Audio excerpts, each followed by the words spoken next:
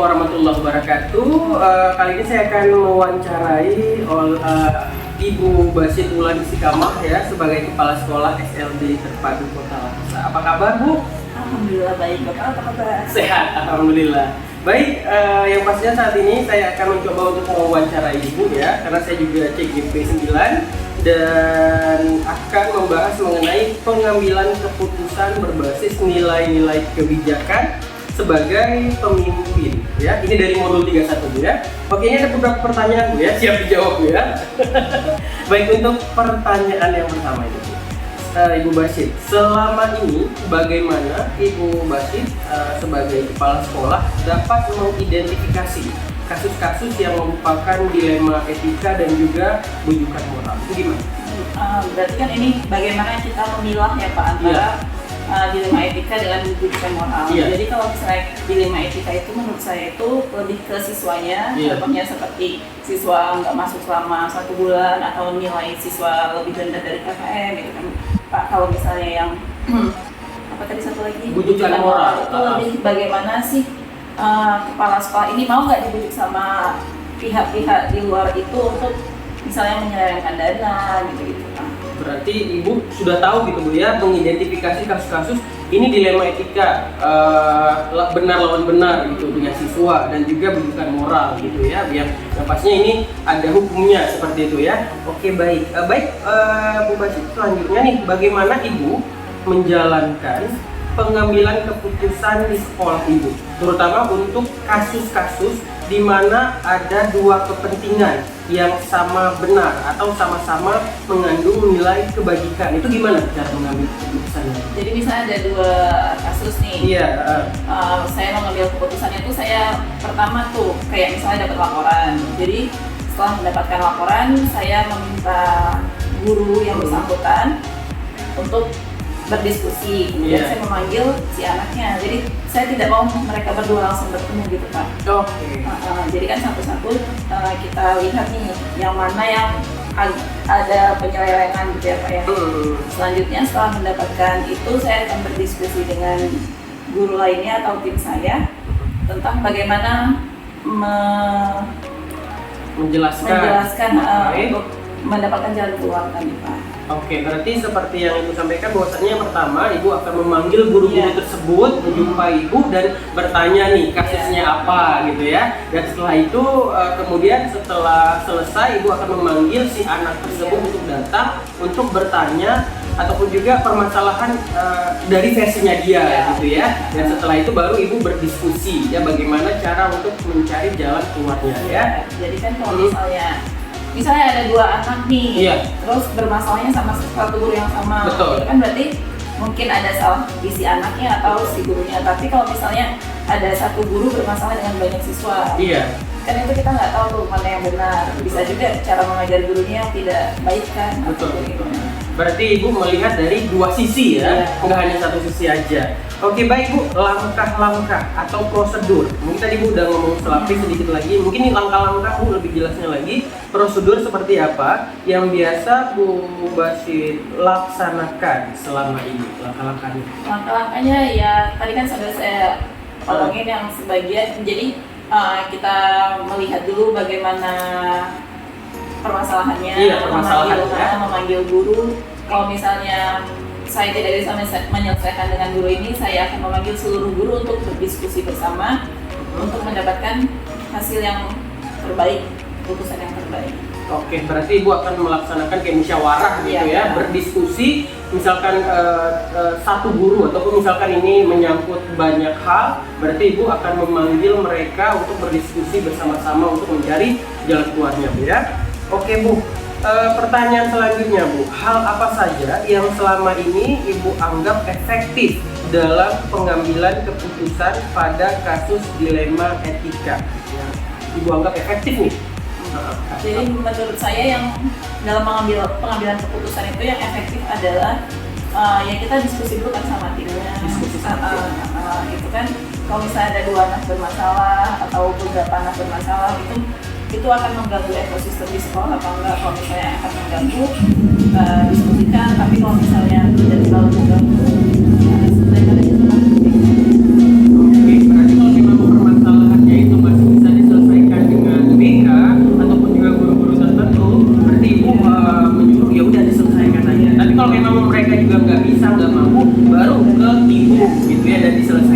juga pastinya dengan musyawarah ya.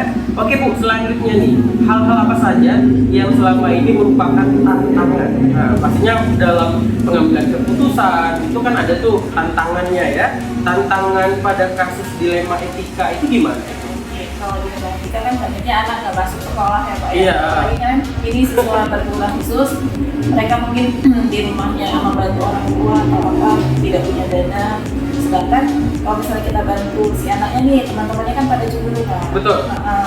Jadi ya mungkin di situ Pak yang agak menjadi tantangan. Bagaimana cara kita menjelaskan ke siswa, tolonglah ini anaknya dibantu gitu kan. Oke, berarti tantangannya kadang-kadang sama siswa yang lainnya gitu ya. Padahal kita ingin membantu si anak tersebut gitu, tapi ada kadang-kadang temannya juga ngerasa kayak cemburu atau apa gitu ya.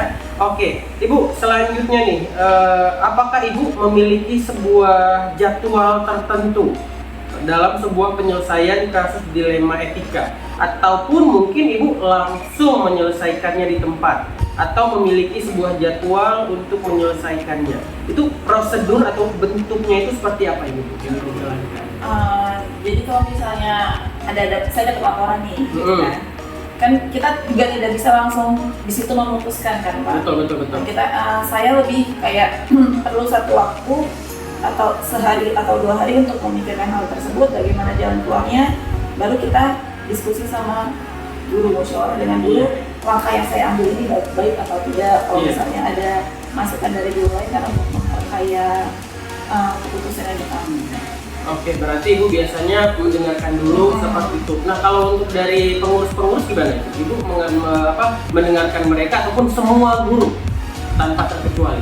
Semua guru biasanya. Berarti semua guru Ibu dengarkan, kemudian setelah itu baru Ibu mengambil keputusan gitu ya. Oke Bu, selanjutnya nih, adakah seseorang atau faktor-faktor apa yang selama ini mempermudah atau membantu Ibu dalam pengambilan keputusan dalam kasus dilema etika? Mungkin biasanya kalau presiden itu ada penasihat presiden gitu kan, ataupun mungkin ada kawan, ataupun juga mungkin di sini ada pengurus BK.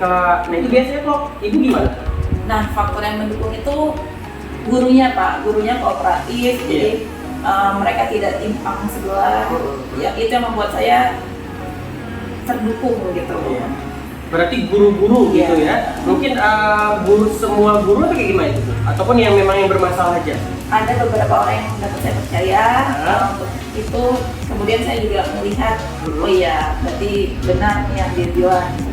Oke, berarti Ibu juga mendengarkan masukan dari guru-guru yang memang Ibu ngerasa dia ini bisa dipercaya dan ternyata apa yang dibilang juga benar gitu. Jadi setelah Ibu mendapatkan masukan, kemudian Ibu memberikan keputusan yang pastinya tentunya dari hasil musyawarah bersama-sama gitu ya. Oke, baik, selanjutnya ini Bu ya. Ada nggak misalkan Ibu dalam suatu kasus tersebut ya, Ibu mengambil keputusan tanpa ada tanpa ada masukan dari orang lain? Ada, tapi jarang Pak.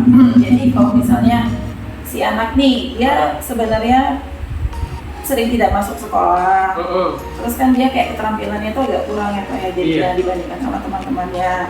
Kan gurunya biasanya ngeluh ini gimana gitu kan.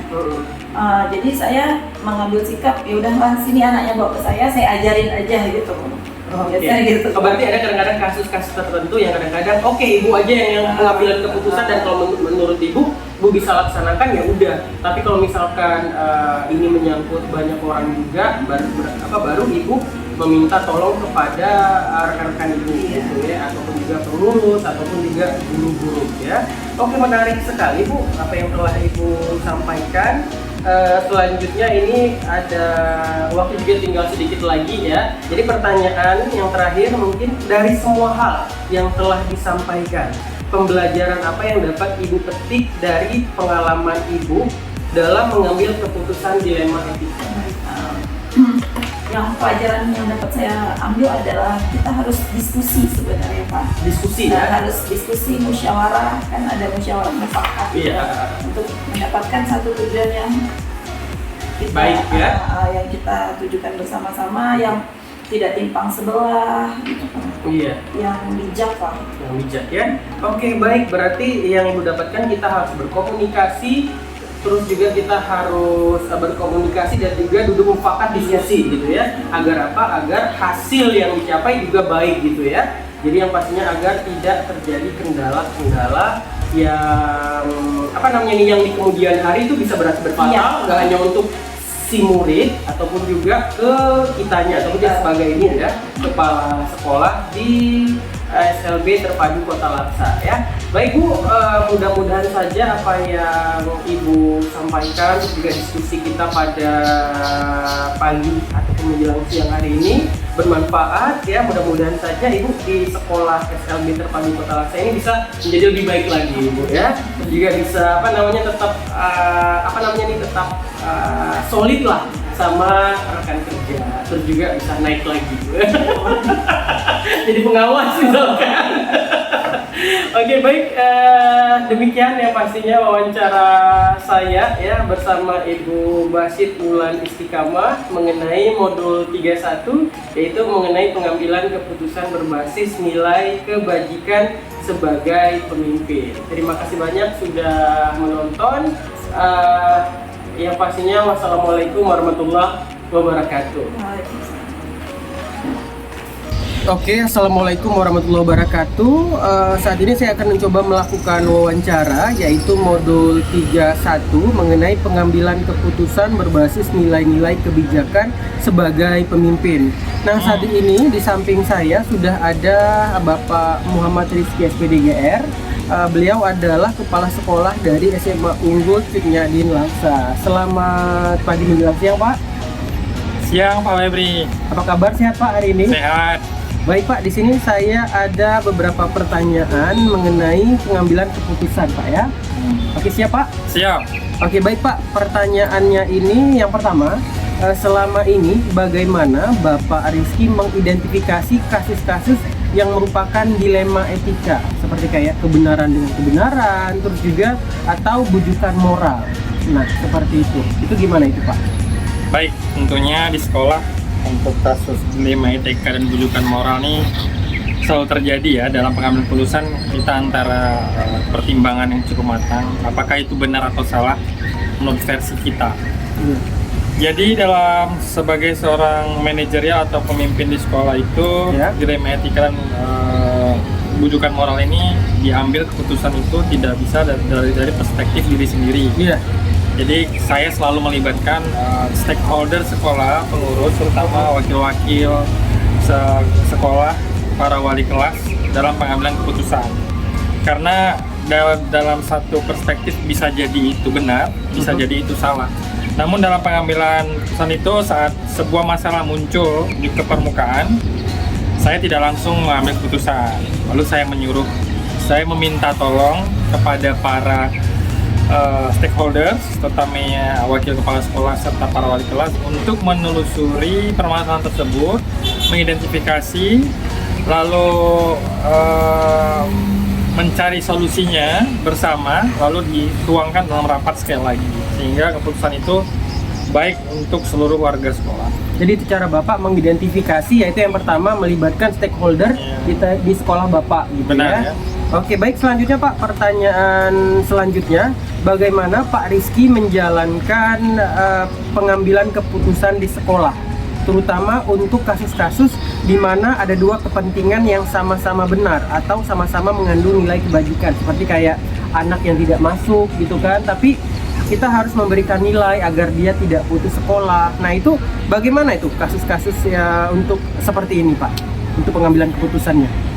Ya, seperti yang saya jelaskan di pertanyaan sebelumnya bahwa ada di satu sisi seorang guru ingin menegakkan aturan dan disiplin yang kita pikir itu benar sekali.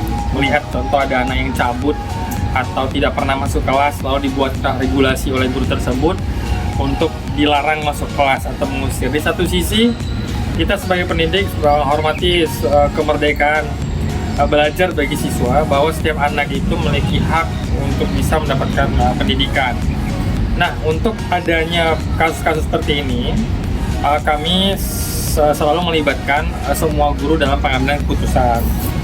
kita telusuri dulu masalahnya. Iya. Apakah siswa ini mutlak salah atau hanya pada 1, 2, atau 3 guru dia melakukan tindakan tidak masuk atau sedikit bandel kepada guru tersebut. Nah, jika kita ketemukan fakta di lapangan bahwa anak tersebut hanya melakukan 2 atau 3 guru, maka kita melakukan simulasi bahwa sebenarnya ini yang harus diperbaiki bukan anaknya, namun bagaimana kita menyikapi sebagai seorang guru, sebagai seorang pendidik, agar apa yang dilakukan oleh anak ini tidak terulang lagi. Jadi kita dalam mengambil keputusan itu betul-betul hati-hati Pak Febri. Jangan kita semata-mata melihat dengan perspektif emosi, kita menganggap anak itu tidak benar, sehingga dari seluruh kacamata keseluruhan bahwa semua guru akan diperlakukan sama. Jadi ini yang dibilang tadi dilema etika dan bujukan moral.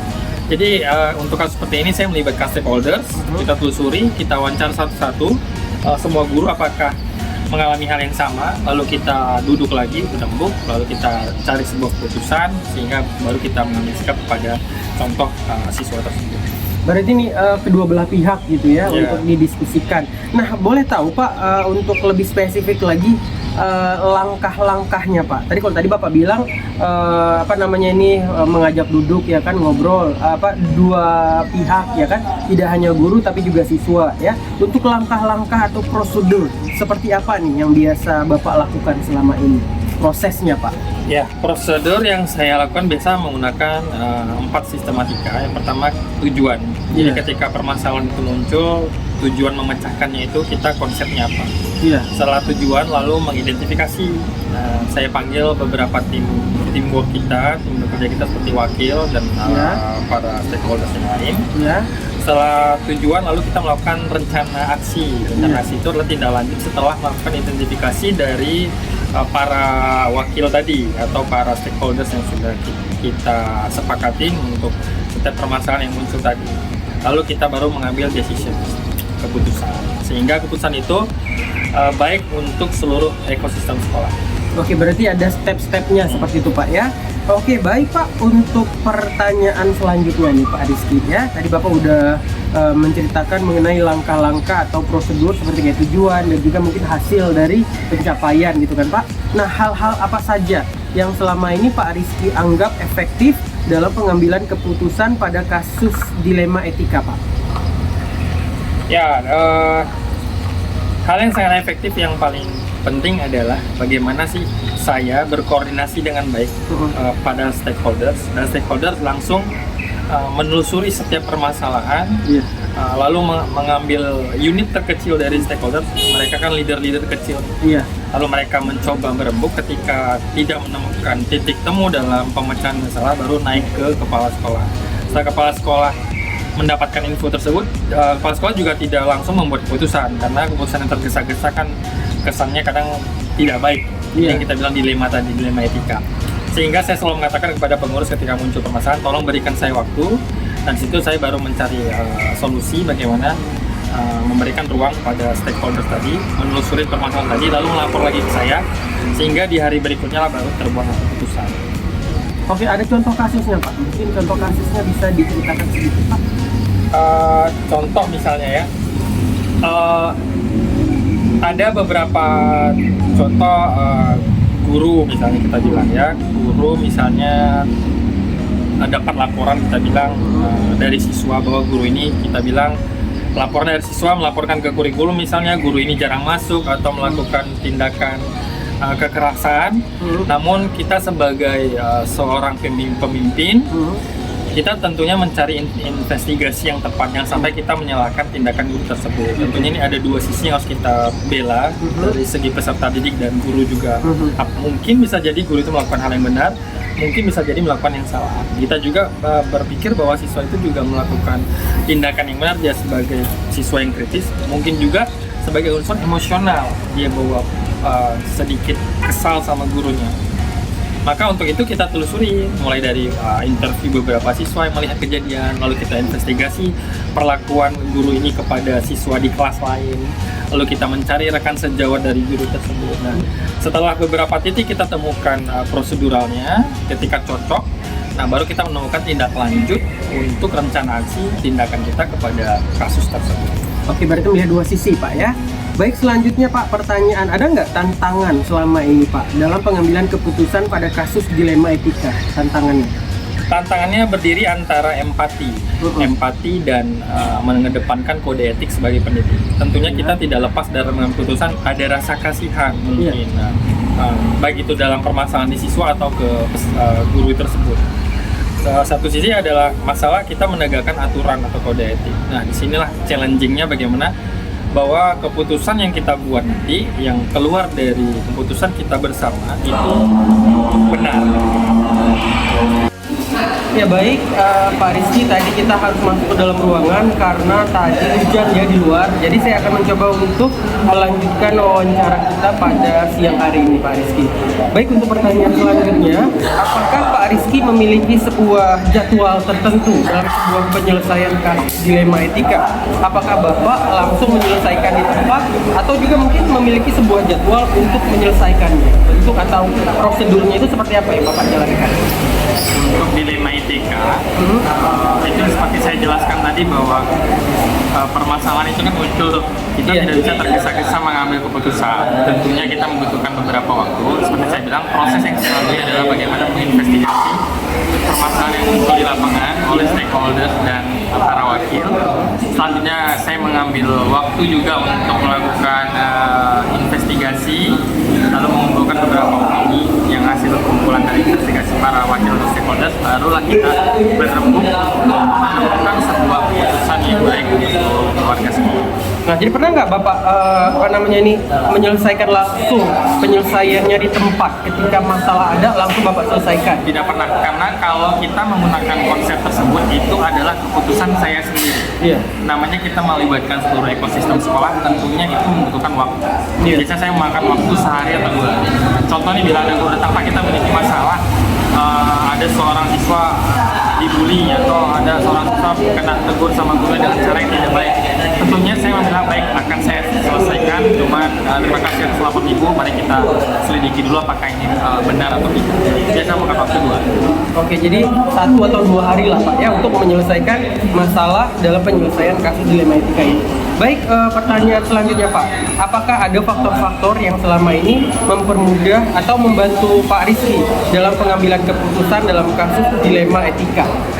Faktor yang mempermudah adalah bagaimana saya memiliki teamwork yang kuat. Ya, artinya teamwork ini ketika kita berkomitmen untuk saling berkoordinasi setiap ada permasalahan yang muncul, maka semua permasalahan yang terjadi dengan masalah dilema etika dan bujukan moral ini dapat selesai dengan baik. Tentunya keputusan yang keluar pun baik untuk semua pihak.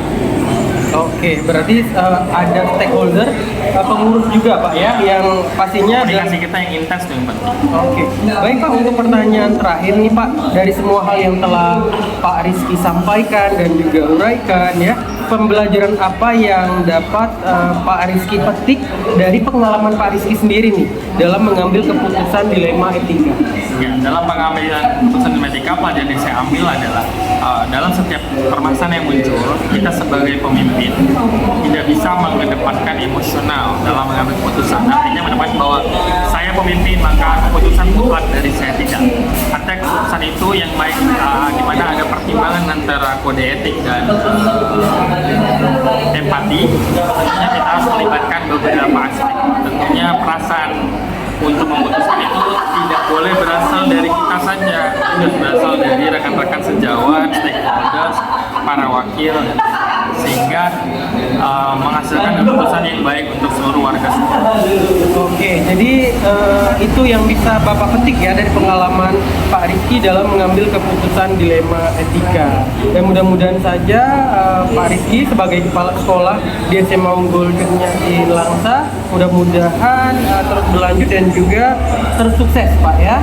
Dan apabila ada permasalahan-permasalahan, apakah itu seperti kayak dilema etika dan juga bujukan moral, itu Pak Rizky sudah tahu, sudah bisa mengidentifikasikan dan juga sudah bisa mencari jalan keluar bersama stakeholder rekan kerja Pak Rizky, seperti itu Pak Rizky ya. Baik Pak Rizky, terima kasih wawancara singkat ini, mudah-mudahan saja bermanfaat tidak hanya buat saya tapi juga untuk penonton yang pastinya di YouTube ini Pak. Terima kasih Pak Rizky. Baik, demikian Demikian wawancara saya bersama Kepala Sekolah SMA Unggul Junyadin Laksa mengenai modul 31, yaitu pengambilan keputusan berbasis nilai-nilai kebajikan sebagai pemimpin. Saya Febri Tarselnanda dari CGP 9 Kota Laksa mengucapkan terima kasih dan akhir kata wassalamualaikum warahmatullahi wabarakatuh.